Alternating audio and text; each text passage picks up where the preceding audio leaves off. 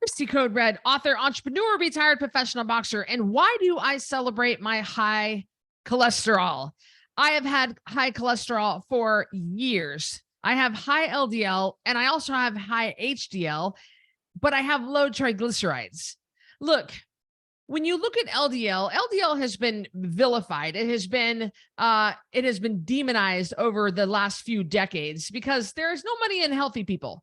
And what happens is the drug companies want you to believe that high LDL, they were wrong about this, but high LDL is the cause of cardiovascular disease. It's the cause of heart attacks. It's the problem. But it's like blaming firemen at the scene of a fire.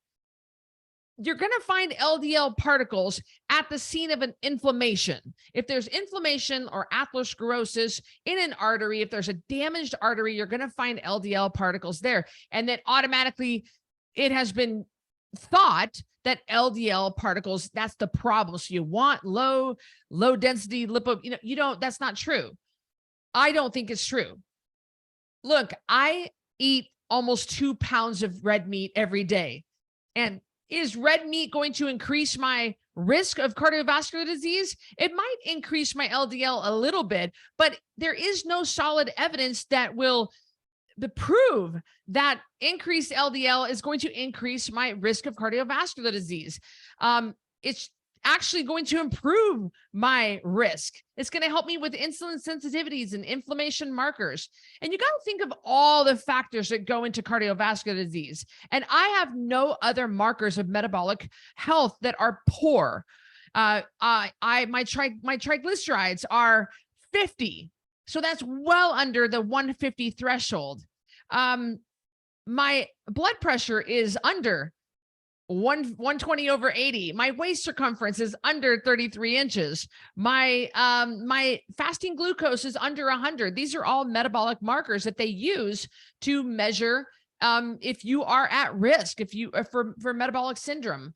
My A1C is under 5.7. I am not at risk for cardiovascular disease. So the fact that my LDL is high just doesn't bother me. It's not something I'm worried about. I don't smoke. I don't drink. I exercise daily. I drink a lot of water. I get a lot of sleep. I don't have any stress. So I'm not worried about my LDL. I don't think there's a problem because there's no inflammation that is going to cause the LDL particles to come and collect, to congregate on that injured artery. I don't have any injured arteries. So I don't have anything to worry about, and I'm not eating sugar. So it's not causing those LDL particles to become sticky and build up in a certain area and cause blockage.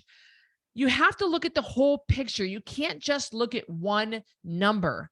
Just because my LDL is high, so are my HDL is high, but my triglycerides are 50. So I'm just not worried. I'm not worried. I have nothing to be worried about. I'm a picture of health. Now, if you are like my dad, who does not take care of his health, he is a past heart attack patient. He has a history of blocked arteries. He does not eat healthy or live a healthy life at all. He's failing all of the metabolic markers of health. Yes, he needs to be worried about high LDL. He needs to be on statins that are going to lower his LDL because he's failing all the metabolic markers of health, and he is another walking heart attack. So if this is you don't want to ignore that number, but because it's me and I have no other risk factors, I am just not worried about high LDL. And again, like I said, I eat a ton of red meat, but I'm as healthy as a horse. So I hope that explains why I celebrate high cholesterol.